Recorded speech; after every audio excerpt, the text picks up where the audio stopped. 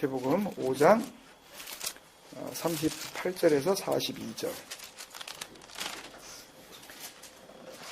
같이 읽겠습니다. 마태복음 5장 38절에서부터 42절. 같이 읽게요. 시작.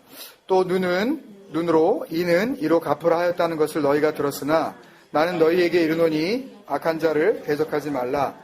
누구든지 내 오른편 뺨을 치거든 왼편도 돌려대며 또 너를 고발하여 속옷을 가지고자 하는 자에게 겉옷까지도 가지게 하며 또 누구든지 너로 억지로 오리를 가게 하거든 그 사람과 심리를 동행하고 내게 구하는 자에게 주며 내게 꾸고자 하는 자에게 거절하지 말라. 아멘. 같이 한 번 더 인사 나누실까요? 주님께서 함께 하십니다. 주님께서 함께 하십니다. 주님께서 함께 하십니다.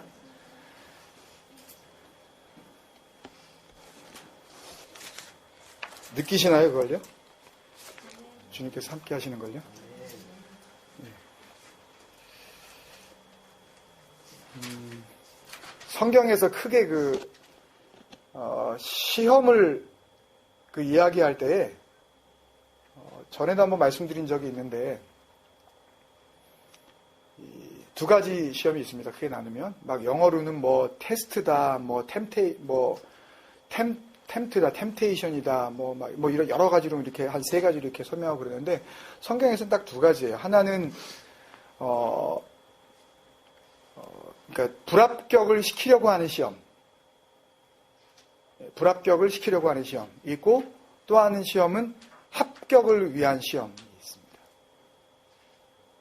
어려운 말 안 쓰려고 이렇게 좀 쉽게 하려고 그러는데, 그러니까 합격, 이렇게 파스를 위한 그 테스트가 있고요. 이 시험을 그러니까 붙이려고 하는 시험이 아니라 떨어뜨리려고 하는, 너는 페일이야 라고 하려고 하는 그런 시험이 있습니다. 그러니까 붙이려고 하는 시험은 우리에게 필요한 거예요.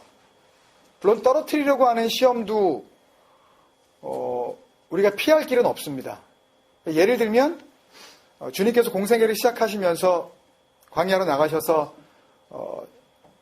40주야 40 days, 40 night and days 완전히 금식하시고 나서 있었던 그 시험은 합격을 위한 시험일까요? 아니면 떨어뜨림을 위한 시험일까요? 둘 중에 하나니까 그냥 한번 찍어보세요. 네, 떨어뜨림을 위한 시험이에요. 네. 사탄, 이 악한 영의 시험은 언제나 목표 자체가 떨어뜨림. 그리고 하나님께서 우리를 시험하실 때 아브라함을 시험하시는 거라든지 대표적으로 100살 돼서 아들 낳았는데 그거 바치라고. 이거는 떨어뜨리려고 하는 시험이 아니라 이제 붙여주시려고 하시는 시험이에요. 그러니까 그 시험을 지금 하고 있는 그 주체가, 그 주어가 그 목표가 그렇다고요. 목표가. 그러니까 시험을 지금 하고 있는 바로 그 장본인이 누군가를 시험할 때의 그 목적 자체가 왜 시험을 하느냐라고 할 때 그렇게 나뉘는단 말이죠. 임마누엘이라는 그 주님께서 우리와 함께 하신다는 그런 고백, 또 우리가 정말 주님께서 함께 하시는 거 맞나 하는 이런 모든 과정 가운데 굉장히 중요한 것은 정말 내가 그 믿음에 있는가 스스로 확증하는 거예요. 그때 이 확증하다라고 할 때 원래 원어는 시험해라 이거예요. 너를 시험해라. 너를 자꾸 시험해봐라. 뭘 위한? 불합격을 위한? 합격을 위한. 그러니까 우리가 하나님과 정말 동행하는지, 그리고 내 안에 정말 주님께서 살아 계신지. 그분은 가시고 오늘 요한복음 14장이었나요? 예, 25절부터인가 40일. 하여튼 굉장히 우리가 좋아하는 말씀 나오죠. 너희에게 평안을 주노라. 내가 주는 평안은 세상이 주는 평안과 같지 않다. 그러니까 주님께서 이런 것들을 막 이렇게 주시려고 하고 우리는 또 받아야 되는 입장이고 이것 전체가 임마누엘의 삶으로 이렇게 드러나야 하는데 정말 중요한 것은 내가 계속해서 스스로 그런 이 시험을 계속 해야 된다는 그런 부르심이 있는 거거든요. 그러니까 아무 생각도 하지 않잖아요. 그러면 어떤 일이 일어나는 줄 아세요? 아무 일도 안 벌어져요. 여러분 정말 생각하는 만큼 그냥 그걸 생각을 갖다가 내가 막 철학적으로 어떤 심리적으로 그게 아니라 정말 주님을 생각하지 않잖아요. 그러면 아무 일도 일어나지 않아요. 그리고 임마누엘도 없어요. 계속해서 내 스스로 내가 믿음 안에 있는가 이 시험해야 되는 그런 삶을 우리는 살아야 되는데 그 삶에서 가장 중요한 것이 생각이란 말이에요. 생각. 그러니까 평안을 주겠다고 해놓으시고서 그냥 우리는 덜커덕 평안 잡아야지 그러고서 평안을 붙잡자 이렇게 생각하는데 그 평안이 오는 방법에 대해서도 주님께서 가르쳐 주셨잖아요. 오늘 말씀 기억 안 오늘 저녁에 가서 하시려고 그러나요? 오늘 저기 목사? 하여튼 나중에 하실 거면 하여튼 가서 보세요. 그 전에 바로 그 평안을 주겠다고 하신 말씀 위에 25절 말씀을 보면 내가 가면 다른 내가 온다 그러셔요. 네. 원어는 내가 가고 다른 내가 온다예요. 그러니까 우리는 성경을 해석할 때 다른 보혜사가 온다고 막 이렇게 돼 있으니까 예수님 갚버리시고 성령 오네? 성령을 받아야지. 그러니까 성령 사역을 해야 해. 성령을 주시옵소서. 막 이러면서 성령이야 오시옵소서. 막 이러면서 이렇게 하는데 그러니까 예수님은 예수님이고 성령은 성령이고 이렇게 별개의 것으로 이렇게 생각하는 경우가 있는데 내가 가고 다른 내가 온다 이렇게 말씀하셨어요. 원어 성경에. 그러면 어떻게 하게 한다고요? 그러면 어떤 일이 벌어져요? 내가 가르쳤던 거 다 기억나게 하고 내가 말했던 거 너희 생각나게 한다. 진리의 영이 우리 안에 정말 역사하시기 시작하잖아요. 여러분들 진리 가운데 거하셔요? 진리 가운데 거하시는 분은 진리의 영이신 그리스도께서 내 안에 완전히 나를 장악해 버리신 거거든요. 그럼 나는 진리의 영이 나를 장악해 버리시는 그 순간, 그것을 우리가 믿음이라고 얘기를 하는데, 그죠? 믿음이라고 얘기하는데, 그 신실함을 통하여서 하나님은 나를 보시지 않고, 뭐만 보시는 거예요? 예, 진리의 영만 보시는 거예요. 하나님은 무엇이니?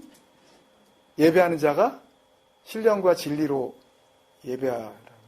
하나님은 뭐이니? 하나님은 영이시니. 예. 하나님은 이렇게 하고 계시지 않는다고요. 하나님을 우리가 상상할 수가 없잖아요. 그러니까 말씀으로, 이 성경 말씀으로 우리에게 표현을 해주신 하나님을 우리가 막 자기 멋대로 상상을 해보는데, 제가 생각하는 혹 여러분들이 생각하고 있는 하나님을 굉장히 잘 상상하셔도 그 하나님은 그 하나님이 아니에요. 그건 분명해요. 예? 그런 말씀 많이 들었잖아요. 코코? 쪼코?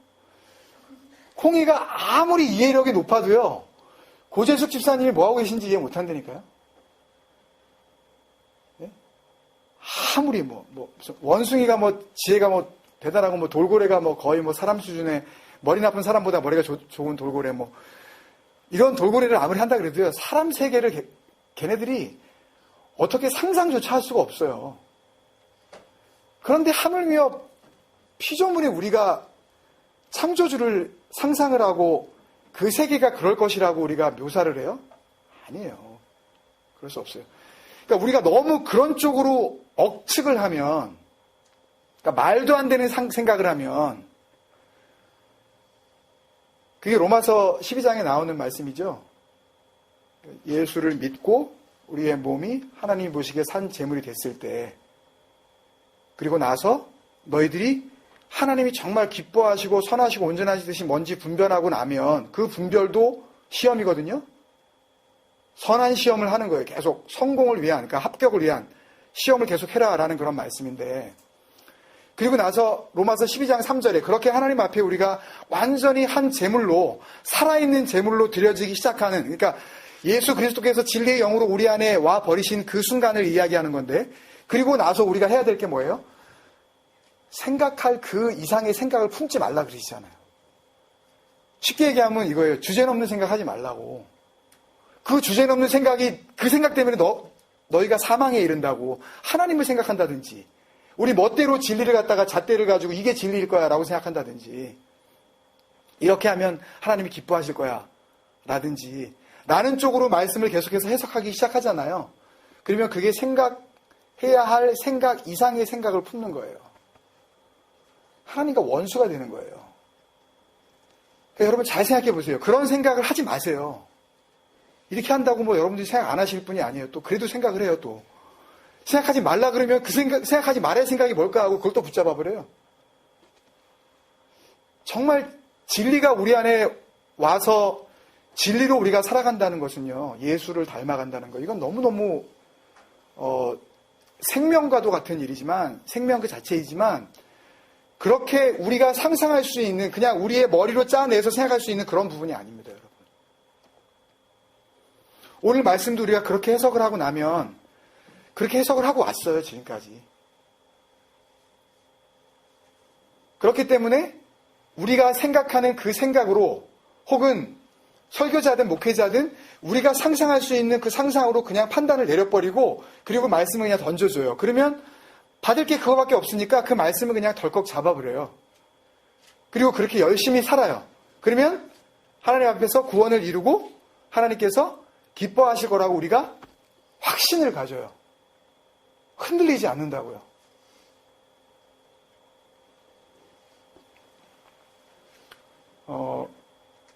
그래서 이 말씀을 이번에 같이 나눌까, 아니면 나중에 이렇게 다른 기회에 좀 나눌까, 사실은 여러 주 동안 고민을 좀 했어요.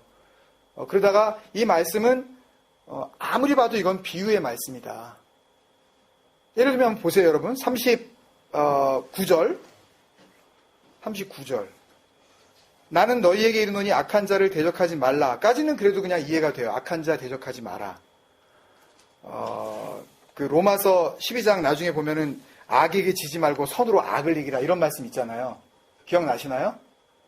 그러니까 우리가 생각할 때 선으로 악을 이기라, 악에게 지지 마라, 선으로 악을 이기라, 그러면 나의 착함으로 저 인간의 악함을 이겨내야지. 그러니까 저 인간의 악함을 똑같은 내 악함으로 상대하지 않고 내가 생각하는 선함으로 저 악함을 대할 때 나는 이기는 거야, 이렇게 생각하시죠, 다.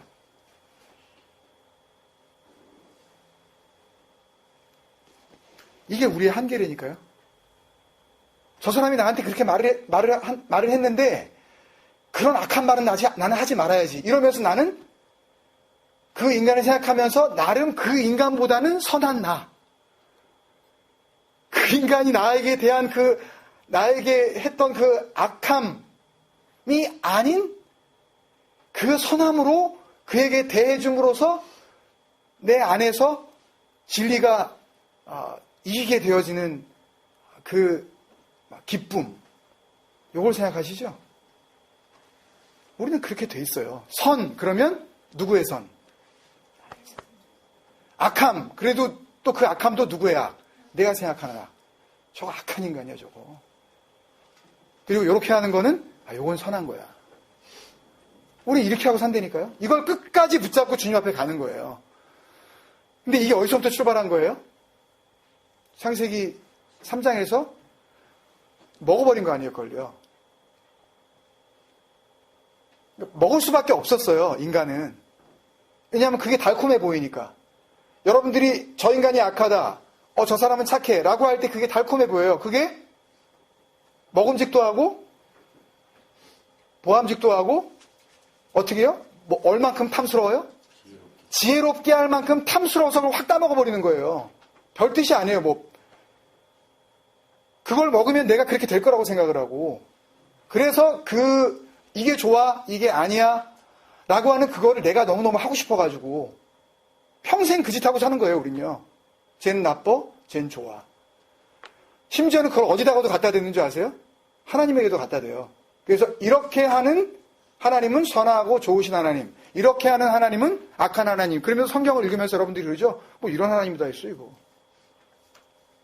뭐 하나님이 이래, 이거 막 죽이고, 애까지 피터애까지 다 죽여버리려고 그러고. 이러면서 우리가 선악의 기준이 돼버리잖아요, 여러분. 안 그러셨어요? 아니, 우리는 안 그랬다고 쳐요. 그런 사람들이 있잖아요, 교회 다니면서도요. 그러면 그 다음에 39절 뒤에 내 오른편 뺨을 치거든 왼편도 돌려대며. 뺨 맞아보신 적 있으세요, 여러분?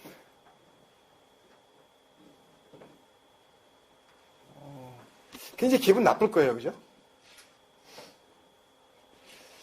오른편 뺨을 내가 맞으려면요, 상대방이 어떤 사람이어야 하죠? 오른편 뺨을 내가 맞으려면, 오른편 뺨을 맞으려면 이 앞에 있는 사람이 어떤 사람이어야 되냐고요? 왼손잡이. 이 주님께서 왼손잡이 조심하라는 얘기인가, 이거? 왼손잡이하고 좀 사귀려면 이제 조심해서 사귀어야 되는데, 이거. 뺨 맞을까봐, 일단. 그죠? 오른손잡이인 사람이 상대방에 만약에 뺨을 치려고 그러면 상대방에 뭐가 맞아요? 왼편 뺨이 맞잖아요. 그죠? 만약에 오른손잡이임에도 불구하고 오른손으로 이 사람의 오른편 뺨을 때리려고 그러면 어떻게 하는 수밖에 없어요? 이렇게 때려요? 이렇게 때리죠, 이렇게. 힘이 안 나오죠, 이게. 그 말씀일까요? 오른편 뺨 맞으면 여기도 때려. 여러분, 이 말씀이 지금 마태복음 5장이 제가 왜 서두에 이런 임마누엘, 그리고 우리 안에 거하시는 진리, 그리고 우리가 버려야 할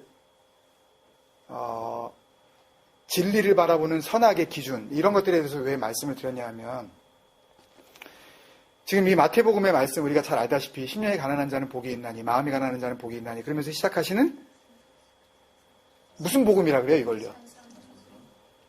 그러니까 사도 바울이 전한 복음을 우리는 은혜의 복음이라 그러고요.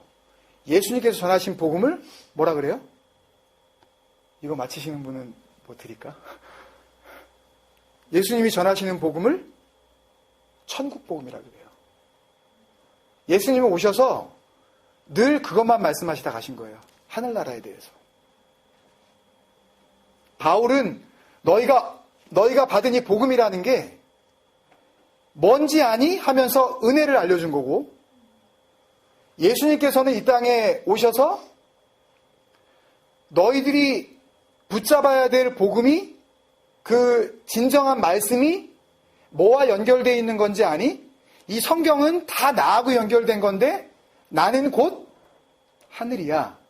내가 곧 천국이야. 내가 길이야. 진리야. 말씀이야. 생명이야.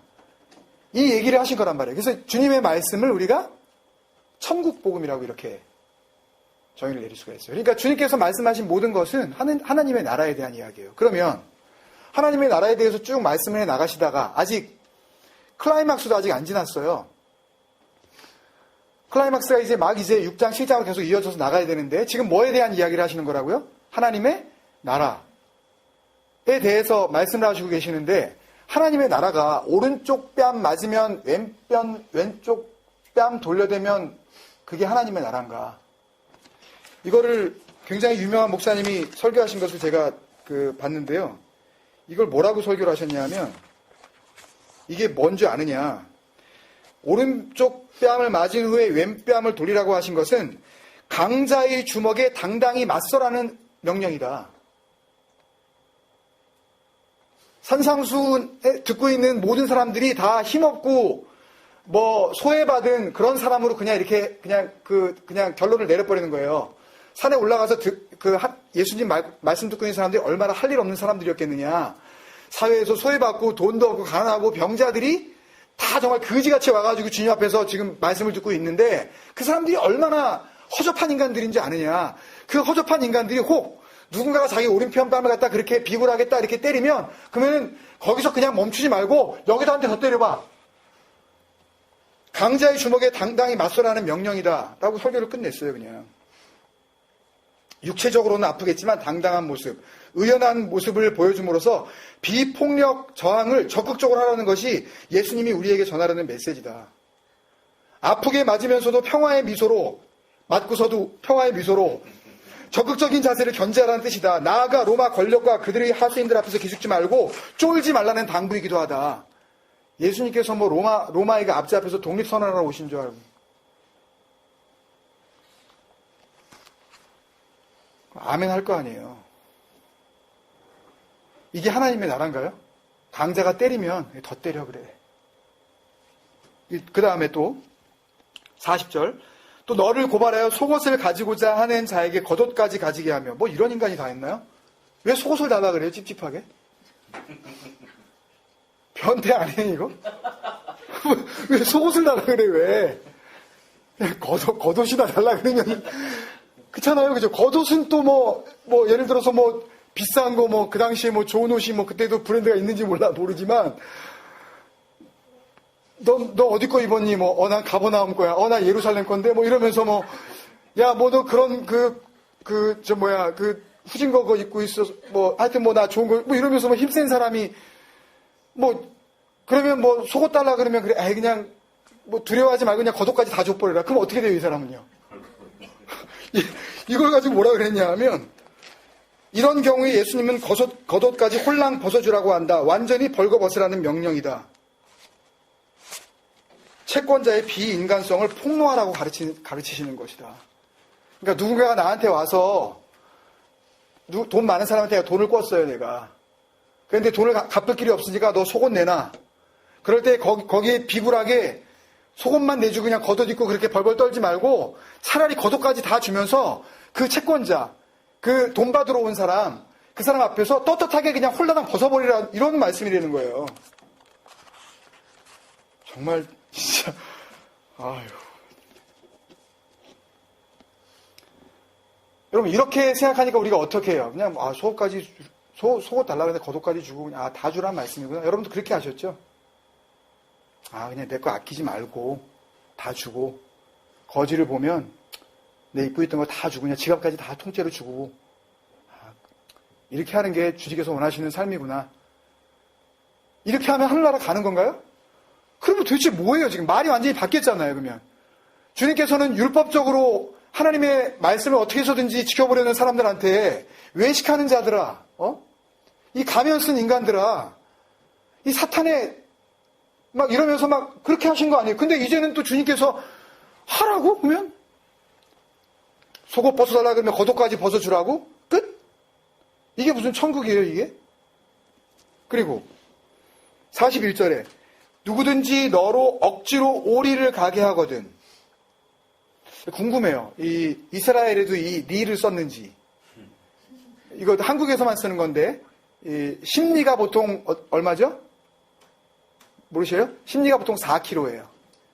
4km가 심리예요. 그러니까 오리는 보통 일반적으로 2km 정도 되겠죠. 그러니까 누군가가 나한테 2km를 가자. 왜 가자 그런지 모르겠어요. 자기 가는 길이 좀 심심해서 가자 그런 건지 모르겠어요. 근데 그때 억지로 2km 가자 그럴 때 2km 가는 걸로 끝내지 말고 더 가줘라. 확 더 가줘버려라 그냥. 그리고 42절에 내게 구하는 자에게 주며 내게 꾸고자 하는 자들이 거절하지 말라. 이거 뭐 다 줘버리는 얘기예요. 그러면 뭐가 이루어진다? 하나님의 나라가 이루어진다. 이게 여러분 공감이 되세요?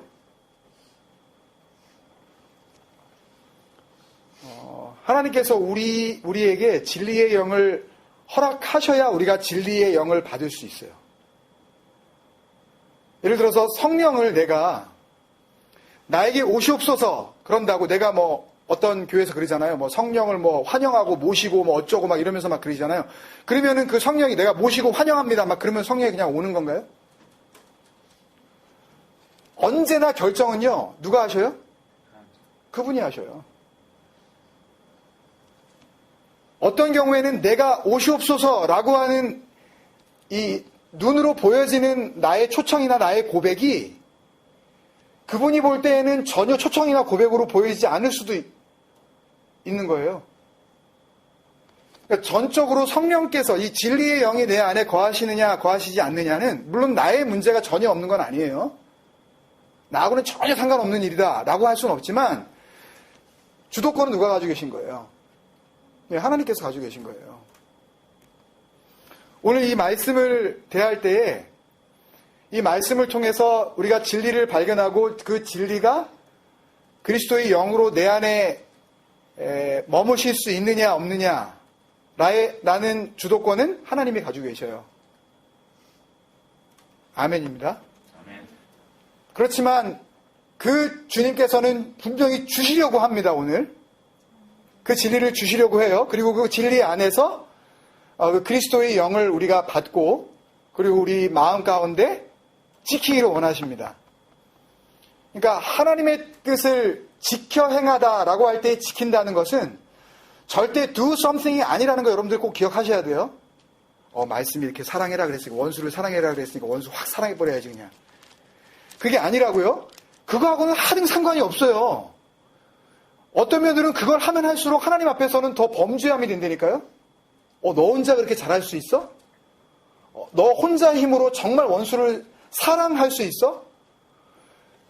네가 사랑의 정말 그 근원되는 우리 정말 뱃속에서부터 터져 나와야 되는 그 생명의 물, 그 진리의 그 생명수가 터져 나와야 되는데도 불구하고 네 스스로 얼마든지 사랑의 근원이 될 수 있다고? 라고 하나님께서 우리에게 계속 물으실 수 있다고요. 내가 막 하나님의 부르심 받았다 그러면서 여기서 이렇게 있어서는 안 되겠어. 그리고 뭐 가정이고 뭐고 다 내팽개치고 그냥 뭐 예를 들어서 아프리카 어디로 간다.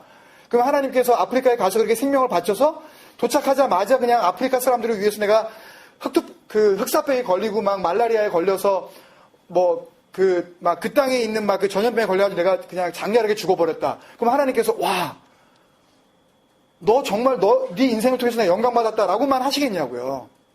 여러분 그런 식으로 자꾸만 하나님 앞에서 우리가 우리의 의를 그렇게 구현해내야 된다라고 생각을 하면은요, 우리는 똑같이 바리새인하고 똑같은 삶을 우리가 살아갈 수밖에 없는 거예요. 그게 진리라고 생각하시면 뭔가 내가 할 수 있다. 그리고 내가 해야 되겠다. 라는 쪽으로만 자꾸 말씀을 보시면은요, 그러면 우리는 진리를 우리 마음 가운데 지킬 방법이 없다고요. 그거를 눈에 보이는 방법으로 지킬 수가 있죠. 그렇지만 여러분들이 정말 생명으로 간직해서 하나님께서 마지막 순간에 흙으로 만든 것은 흙으로 돌아갈지라 그러셨잖아요. 끝나는 거예요. 이게 먼지가 돼서 그냥 사라져버리는 그 순간에 하나님께서는 뭐만 되찾아 가실 거예요? 자기가 불어 넣으셨던 자기 것만 되찾아 가신다니까요. 그게 뭐예요? 그게 진리예요. 하나님의 호흡, 하나님의 생기, 그게 말씀이라고요. 거기서 터져 나오는 것들은 다 생명이에요. 그것만, 그 생명만 도로 찾으시게 되는 거니까요. 근데 우리 안에 그 진리가 만약에 있지 않으면 찾을 게 아무것도 없기 때문에 영원한 생명 없는 곳으로 가야 된다니까요. 계속해서 다른 말씀을 통해서 우리가 그 진리를 발견해 나갈 수 있겠지만, 오늘 말씀을 볼 때도 우리가 그런 마음을 주님 앞에 정말 간절히 사모하지 않으면, 내가 생각하는 내 생각만을 가지고 그냥 말씀 앞에 서기 시작하면 그냥 이 말씀은 그냥 억지로 다르게 해석해 보려고 하는 어떤 한 목사의 그냥 몸부림으로밖에 여러분들 느껴지시지 않으실 겁니다. 그렇지만 이 가운데에 정말 주님께서 우리에게 진리로 역사하시고 이제는 내가 아닌 그리스도로 살게 하시려는 부르심이 있다는 것을 발견하시기 시작하면, 그러면 이 안에서 우리가 살고 생명 얻을 줄로 믿습니다. 이런 그 말씀들이 첫 번째 차트 보시면요, 간단하게 차트 3개인데요. 그 3개의 차트만 보고 오늘 말씀 마치도록 하겠습니다. 이것을 우리는 다 이렇게 알고 있습니다. 동해보복법이다. 학문적 용어로 이제 렉스 탈리오니스 이렇게 부르는데요. 그래서 이거를 탈리온의 법칙 이렇게도 부릅니다. 그러니까 탈리온은 뭐냐 하면 보복법이라는 거예요. 보복법. 그러니까 뭐 예를 들어서 누가 이렇게 실수로 내 눈을 다치게 하면 나도 그 사람 눈을 갖다가 이렇게 하는, 이렇게 확 그리고 뭐 이렇게 뭐 어떻게 뭐 일을 하다가 어떻게 내가 손이 잘렸어요. 그러면 뭐 그 사람이 뭐 하여튼 고위대가 됐든 뭐가 됐든 간에 내 손 잘린 사람 그 손 똑같이 해가지고 그 사람도 잘라버려라. 이 말씀이 출애굽기, 레위기, 신명기서에 동일하게 나오는데 주님께서는 이 말씀을 다시 한번 우리에게 풀어주신 거예요. 출애굽기 21장 22절에서 25절 거기 한 군데만 제가 한번 찾아서 읽어볼게요. 출애굽기 21장 22절에서 25절. 사람이 서로 싸우다가 임신한 여인을 쳐서 낙태하게 하였으나 다른 애가 없으면 그 남편의 청구대로 반드시 벌금을 내되 재판장의 판결을 따라 낼 것이니라. 그러나 다른 애가 있으면 값되 생명은 생명으로. 내 애 죽였으면 저 사람 애 죽여버리는 거예요. 눈은 눈으로, 이는 이로, 손은 손으로, 발은 발로. 눈이 다쳤으면 눈 다치게 하고, 내가 이빨 부러졌으면 그 사람도 하나 부러뜨리고, 그 다음에 25절, 된 것은 된 것으로, 내가 뒤었으면 물에 뜨거운 물 하게 여기 내가 이렇게 버닝 됐으면 또 저기 태워버리고, 상하게 한 것은 상함으로, 때린 것은 때림으로 갚을지니라. 때려버려라. 하나님께서 이렇게 말씀을 하셨단 말이에요. 근데 이 말씀을 덜컥 잡아버리네. 누가? 이스라엘 백성들이요. 정말 이렇게 해야 되는 줄 알고. 무슨 말씀인지 알겠어요, 여러분? 이 안에 담겨져 있는 이 말씀을 하시는 하나님의 생각을 읽으려고 하지 않고 문자 그대로 읽어버린다고요. 그 문자 그대로 읽어버릴 때에 그 눈은 누구의 눈이겠어요, 여러분?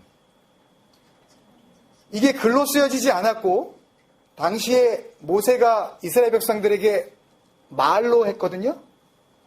그러면 들려진 대로 자기 귀 그 기준을 가지고 그냥 들어버렸다고요.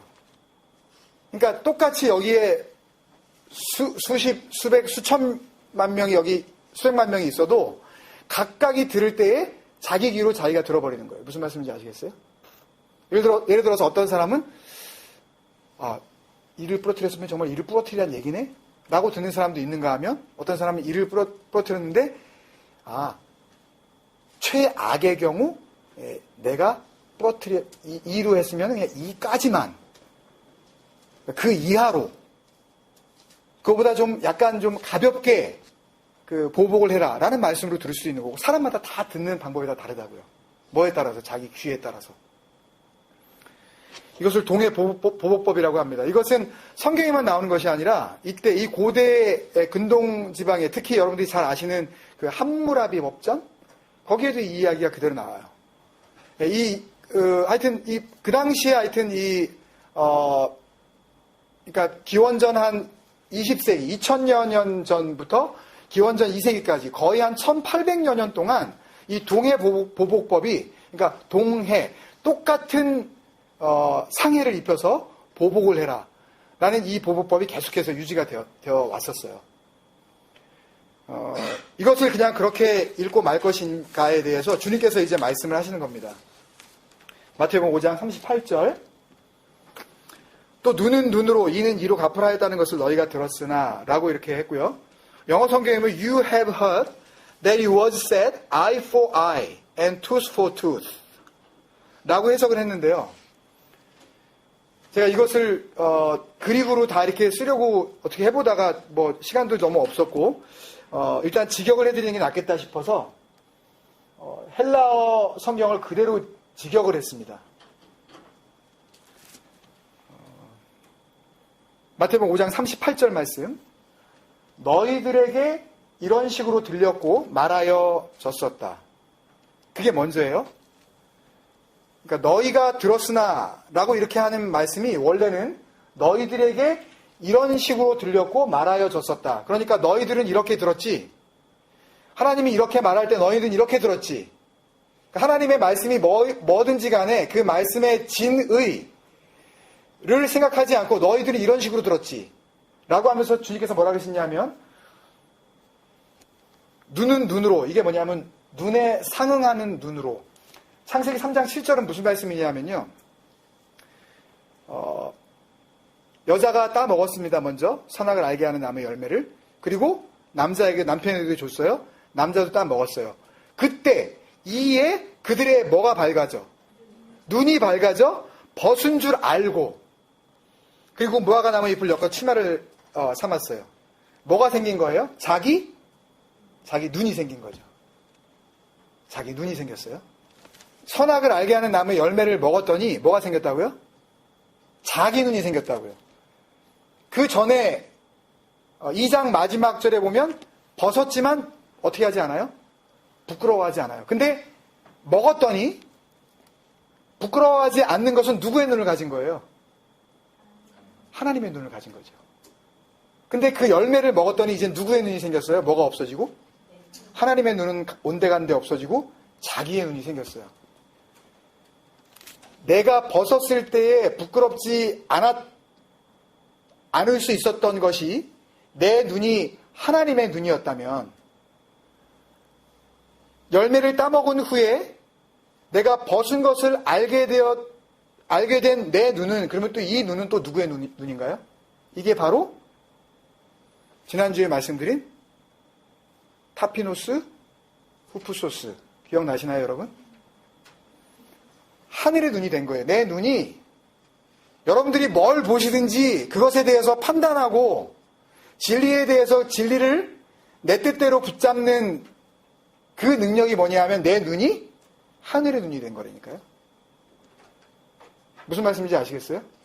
그래서 눈에 상응하는 눈으로 라고 하는 이 말씀은 네 눈으로, 네가 보는 눈으로, 뭔가 지금 눈에 상해가 입혀졌어도 그 눈에 상응하는 네 눈으로 네가 보복을 해라 이거예요. 네 눈은 어떤 눈을 가지고 있느냐라고 물으시는 거랑 마찬가지예요. 그건 제가 의역이지만. 그리고 이에 상응하는 이로, 성경에서 이가 나오면은요, 이는 뭘 하는 거죠? 이의 펑션이요? 투스의 펑션이? 원래 씹어야 되죠. 그러니까 이가 온전할 때에는, 이가 헬시하고 이가 블레스드 돼 있을 때에는 뭐가 있어야 돼요? 씹을 게 있어야 돼요.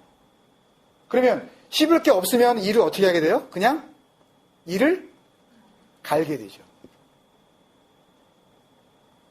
그래서 성경에서 특히 신구약 성경 다 마찬가지지만 신약 성경에 왔을 때 주님께서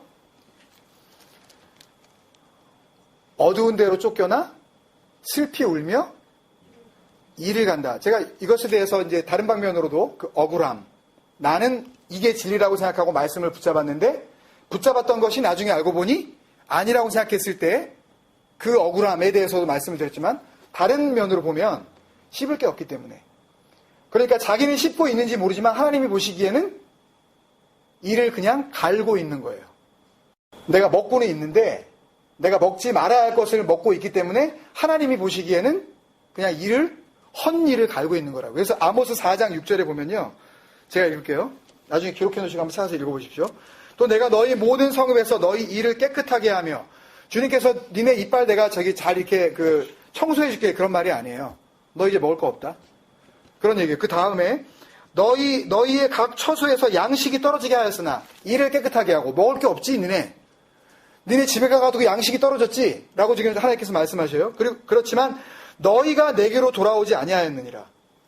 먹을 거는 없고 일은 갈고 있는데 니네 집에 가봤자 먹을 것도 없고 양식도 없는데, 다시 말하면 진리도 없으면서 진리라고 붙잡고 있는 것들, 너희는 그게 양식이라고 생각하고 집에 돌아갈지 모르지만 니네 집에 아무것도 없잖아. 근데 너희들은 그게 이 안에 씹을 것도 없고 집에 돌아가서 먹을 것도 없으면서 너희들은 왜 진짜 양식이 있고 너희 일을 정말 이 되게 하는 나에게 돌아오지 않는 거야 라고 하나님께서 말씀하시는 거라고요. 그래서 이라고 하는 것은요, 진리 없는 자, 씹을 게 없으니까, 생명의 양식 없는 자, 그냥 이만 갈고 있는 자, 다시 얘기하면 생명이 없는 자, 은혜가 없는 자, 양식이 없는 자. 그러니까 그리고 이에 상응하는 이로, 그러니까 니네 이로 말씀 없는 너희 그 이로 한번 말을 해보라는 거예요. 한번 그거 가지고 한번 결정을 해보라는 거예요.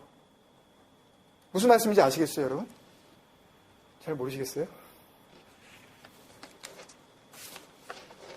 그리고 마태복음 5장 39절에 이렇게 말씀하십니다. 나는 너희에게 이르노니 악한 자를 대적하지 말라. 누구든지 내 오른편 뺨을 치거든 왼편도 돌려대며.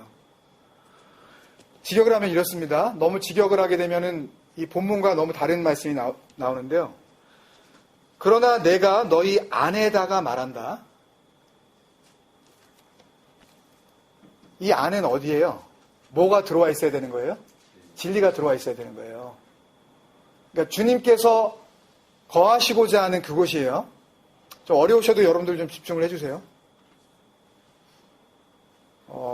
여기서 이것을 잘 풀고 가지 못하면 다음 주에 우리가 이제 속옷 겉옷 이야기하고 그 다음 주에 오심리 심리 이야기를 해야 되는데 그럼 여러분 재미도 없을 뿐만 아니라 이게 뭔 소린가 하실 수 있어요. 그러니까 힘들어도 잘 이게 영어로 안 하니까 잘 못 알아들어도 조금 이렇게 집중을 해주세요. 다 끝났어요 이제요.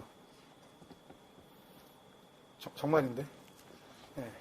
제가 다 끝났다 그러니 설교 다시 시작하고 막 그래가지고. 네. 그러나 내가 너희 안에다가 말한다.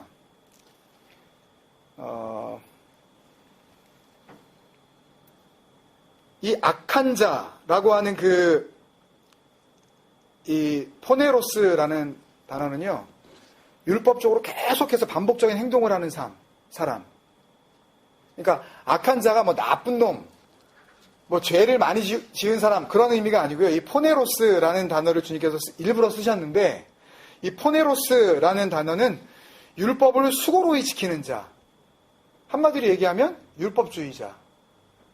그러니까 이렇게 지키면 하나님의 나라가 임할 수 있을 것이라고 생각하고 그렇게 살아가는 자. 그걸 의미해요. 그래서 이 악한 자, 율법적 수고하는 자, 율법주의자 안에서 그 율법주의자 안에서 대적하지 말라라는 단어는요. 대적해라. 이렇게 여기에 그 안티라는 단어가 나오는데요. 이게 막 가서 싸우라 이런 말이 아니라 확고부동하게 서는 것을 반대해라.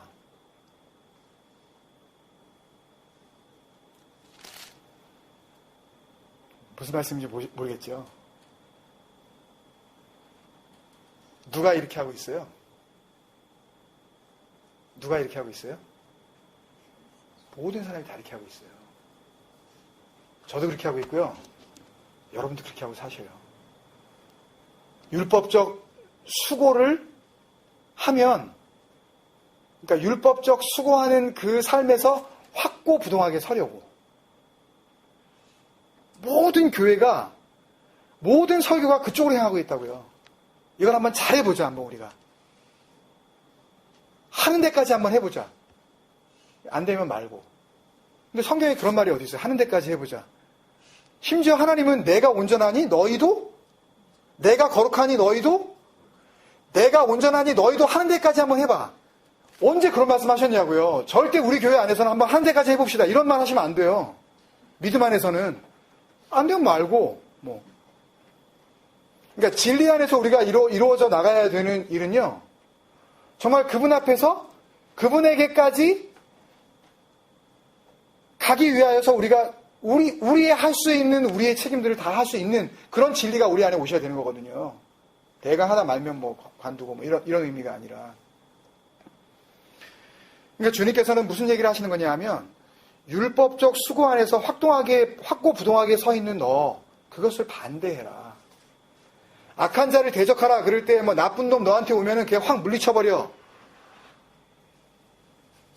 하나님을 믿지 않는 그런 그 비신자들, 넌 크리스찬들 너한테 와가지고 해꾸지하고 그러면은 확 그냥 가만두지 마. 이런 말씀 하는 게 아니라고요. 누구 얘기하는 거예요? 우리 얘기하는 거예요. 여러분 각자 얘기하는 거라고요. 악한 자가 누구라고요? 한번 대답을 한번 해보세요. 나래니까요, 이게요?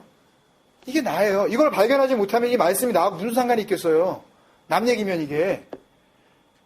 그렇지 않겠냐고요, 여러분. 이게 남 얘기면 예수님께서 이 말씀을 왜 하실 필요가 있겠냐고요. 악한 자나 대적하고 나쁜 놈이나 그냥 치워버리고 이러면 하늘나라가 우리한테 오는 거라면 굳이 주님께서 오시지 않아도 되잖아요. 이런 얘기 가지고는요. 율법적으로 수고해서 어떻게 해서든지 하늘나라를 네 안에서 네 노력으로 이루어 보려고 하는 네 수고, 그 안에서 그렇게 확고부당하게 서려는 너의 모습 가운데에서 네가 반대하고 일어나야 된다.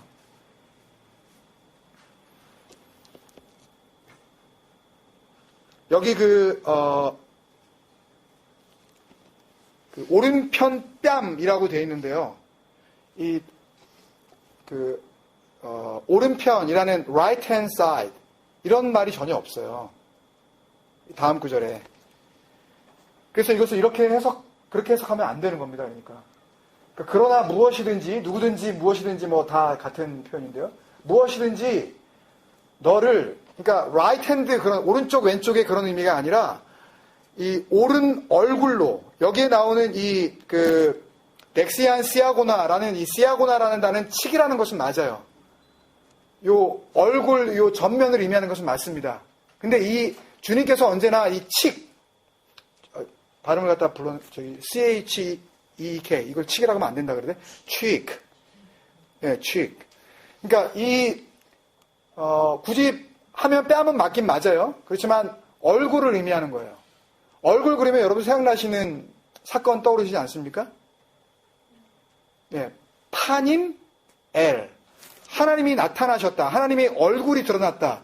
라고 할 때 그 파님이라는 단어가, 히브리 성경에서 나오는 그 파님, 얼굴이라는 단어가 바로 이 시아고네라고 하는 이 cheek, 이 뺨이라는 단어, 같은 단어예요. 그러니까 결국은 오른 얼굴이 드러날 것이다. 오른 얼굴이 뭐겠어요? 얼굴 중에 오른 얼굴은 어떤 얼굴밖에 없어요? 하나님의 진리의 얼굴밖에 없다고요. 그러니까 그렇게 제가 의역을 좀 한 거예요. 너를 오른 얼굴로 여기서 때린다, 치다 라고 하는 것은 책망하다. 디모데후서 3장 16절에 너무 어려워져서 죄송합니다. 모든 성경은 하나님의 감동으로 된 것으로 뭐예요? 예, 책망과. 바로 그 단어예요. 여기서 오른편 뺨을 치거든 라고 할 때 그게 치거든이 뭐 때려라 이게 아니라 고발하거든. 이게 잘못됐다고 알려주거든. 책망하거든. 그것을 비난하시거든. 너 그거 아니야 라고 알려주시거든. 이 오른 얼굴이 결국 뭐겠습니까? 진리의 영이죠. 예수님이 오신 다음에는 진리의 영으로 임하시는 그리스도의 얼굴을 의미하는 것입니다. 예수의 얼굴 말고요. 뭐 눈밭에 뭐 이렇게 뭐 사진을 찍었더니 뭐 예수의 얼굴이 드러났다 뭐 이러고 뭐 구름에 갖다 찍었더니 뭐 이렇게 예수님 얼굴 비슷하게 뭐 수염, 그런 거 가지고 여러분들 자꾸만 현혹되지 마시고요. 그게 무슨 소용이 있어요. 그런 육체적인 그런 얼굴이 아니라니까 이건요. 진리로만 느낄 수 있는 그 얼굴이라는 이야기예요. 그거는 뭐 만질 수도 없고 표현할 수도 없어요. 이건요. 그걸 이야기하는 거예요. 표현할 수 없는 그 오른 얼굴. 그 오른 얼굴로 책망을 하면 그 다음에 왼편도 돌려대며 라고 해석했는데 여기 왼편이라는 단어는 아예 없어요. 성경에. 어떻게 되어 있냐면 그 안에서 변화시켜라. 역시 그 다른 이로. 그러니까 여기서 오른쪽이라는 뭔가 단어가 나온 것 같으니까 해석을 할 때 번역하는 사람들이 이것을 번역을 하면서 오른쪽 얘가 나왔으니까 그 다음에 왼쪽 그냥 해버리자. 이렇게 그냥 해석을 해버린 거예요. 그냥. 왜 그 다음에 뭐 속옷 겉옷 나오고 그 다음에 오리 심리 뭐 그냥 막 이렇게 막 해석을 막 해 나가기 시작을 하니까 간편하게 그냥 오른편 뺨 때리면 그냥 왼편만 이렇게 그냥 해석을 하자라고 한 거지, 왼쪽이라는 단어는 아예 여기 없다고요. 그러니까 성경 자체예요. 그 안에서 변화시켜라. 어디 안에서? 그 오른 얼굴이 뭐가 틀렸는지 그것을 책망해 주시면 그 안에서, 그 진리의 얼굴 안에서 변화시켜라. 뭐를? 지금까지 율법적으로 얼마든지 하늘나라를 구현해낼 수 있다고 생각했었던 네 마음을 변화시켜라. 그 안에서 변화시켜라. 역시 그 다른 이로. 이게 무슨 의미인지 이게 궁금한 거예요. 역시 그 다른 이로. 로마서 7장 1절에서 4절 말씀 읽고 오늘 말씀 마치겠습니다. 로마서 7장 1절에서부터 4절 말씀. 요건 찾으셔서 우리 같이 읽어야 돼요. 꼭 찾으셔요. 찾으셨어요? 이거 읽고 마치겠습니다. 시작. 형제들아, 내가 법 아는 자들에게 말하노니 너희는 그 법이 사람이 살 동안만 그를 주관하는 줄 알지 못하느냐. 남편 있는 여인이 그 남편 생전에는 법으로 그에게 매인바 되나 만일 그 남편이 죽으면 남편의 법에서 벗어나느니라. 그러므로 만일 그 남편 생전에 다른 남자에게 가면 음녀라. 그러나 만일 남편이 죽으면 그 법에서 자유롭게 되나니 다른 남자에게 갈지라도 음녀가 되지 아니하느니라. 그러므로 내 형제들아, 너희도 그리스도의 몸으로 말미암아 율법에 대하여 죽임을 당하였으니 이는 누구요? 다른 이 곧 죽은 자 가운데서 살아나신 이에게 가서 우리가 하나님을 위하여 열매를 맺게 하려 함이라. 이 다른 이가요, 율법이 되어져서 십자가의 죽으심으로 말미암아 율법을 완전히 폐하시고 이것을 완성이라 그러셨죠. 주님께서는 율법에 대하여 율법으로 죽어버리시고 바로 그 이, 더 이상 이제는 율법이 율법되게 하지 아니하시는 바로 그 이, 죽은 자 가운데서 다시 살아나신 이, 이거는 예수예요? 아니면 누구예요? 그리스도입니다.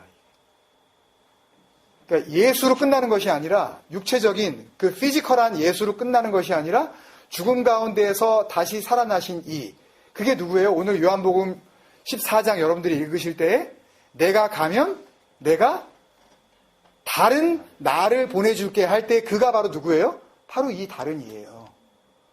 이 다른 이가 성령으로 우리 안에 오셔서 이제는 눈에 보이는 육체적인 예수가 아닌 율법을 완전히 완성하신 진리의 영으로 우리 안에 들어와 버리시겠다는 거예요. 그러면 우리가 뭐가 돼요? 우리가 그리스도가 돼요. 우리는 아니에요. 우리는 아닌데 하나님이 보시기에 우리가 뭐라고요? 아들이 된다고요. 그때 비로소 하나님께서는 내 아들 맞다 그러시는 거예요. 그때 구원이 이루어진 겁니다, 여러분. 그렇게 이루어진 상태에 살아가는 사람들은 죄를 짓죠. 죄를 져요. 범죄함이 있어요. 그런데 하나님께서는 완전히 아들의 영이 들어가 버린 그 삶을 보시고 너 범죄하지 않았어 라고 해버리신다니까요. 할렐루야. 무슨 말씀인지 아시겠어요, 여러분? 오늘 이 말씀은 예수님께서 당신이 하실 이야기를 하신 겁니다. 내가 율법을 통해서 하늘나라를 구현하려고 했었던 너희, 그거 내가 다, 그 수고 내가 다 자유롭게 해줄게. 그 자유를 우리에게 주시면 우리가 해야 될 일은 또 뭐죠? 그 진리를 다른 사람에게 또 흘려보내주는 거예요. 근데 제일 먼저 흘려보내줘야 될 원수가 누구예요? 그래서 하나님께서 말씀하실 때 예수 그리스도를 통하여 이웃을 사랑하라 그러실 때 뭐처럼? 자기 자신을 사랑하듯이 이웃을 사랑하라. 내가 나를 먼저 용서하지 않으면, 내가 먼저 주님 앞에서 그 진리의 영으로 내가 살아나지 않고서는 아무리 내가 이거 예수님 사랑 맞아 라고 하고 어떤 아프리카 아마존 가서 어떤 수고를 하더라도요, 그것은 하나님 앞에서 가증스러운 일이라니까요. 아무것도 하지 않았는데도 불구하고 하나님께서 너 경건해, 너 의로와, 너 지금 믿음이야, 너 내 아들 맞아 라고 하시는 이유는 이 한 가지밖에 없어요. 그리스도가 내 안에 들어와서 이제는 내가 사는 것이 아니요 정말 그리스도께서 사신 것이 됐을 때, 말씀을 볼 때 이제는 두 마음으로 보지 않고 정말 진리이신 그 그리스도의 눈으로 보기 시작할 때, 그것이 구원의 완성, 그것이 구원의 이루어져감이라고 성경 우리에게 알려주고 계시는 거라고요. 여러분, 우리 말씀 기억하면서, 생각보다는 좀 말이 길어졌지만 같이 기도하는 마음으로 오늘 말씀을 다시 한번 우리 마음에 한번 새겼으면 좋겠습니다. 간단한 것 같지만 결국 간단한 말씀은 아니었지만 저 나름대로 이 말씀을 최대한 쉽게 여러분들에게 풀어드리려고 하여튼 뭐 저 나름대로는 애썼습니다. 그렇지만 제 설명으로는 뭔가 다 마음 가운데 와 닿지 못한 못한 그런 부분들이 있으실 수 있을 거예요. 내일 또 구역 예배 나눠야 되는데 나누시면서 또 그 나눔 가운데 하나님께서 진정한 코이노니아는 먹고 마시는 게 아니라 그랬죠? 믿음 안에 있는 자들만이 누릴 수 있는 교제가 코이노니아예요. 그 가정교회 예배가 진정한 코이노니아 되기를 정말 간절히 원합니다.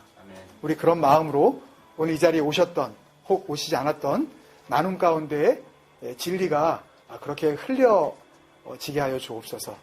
혹 우리 마음 가운데 분명히 새겨지지 않은 진리가 있었다면 그 코이노니아를 통해서 다른 이에게 먼저 분명하게 흘려주신 그 진리의 영이 또 다른 우리 지체들에게 흘려지는 그 이웃사랑의 능력이 가정교회 예배를 통하여서 나타나게 하여 주옵소서. 우리 같이 한번 기도하시면서 나아가겠습니다.